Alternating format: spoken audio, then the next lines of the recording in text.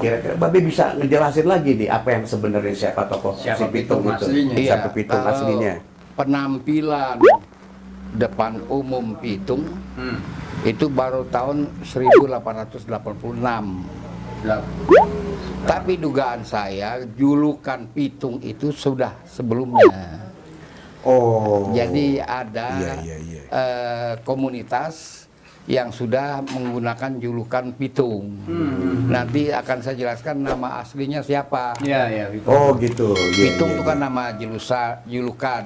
Karena koran-koran Belanda pada waktu itu juga ada yang menyebutnya si Betung. Iya. Betung. Betung kan bambu Oh. yang kokoh. Jadi dia pada tahun 1886 menurut cerita berebut nyebrang, tapi saya kira tidak ada kesaksian bahwa Iya. dia merebut Nyebrang. nyebrang.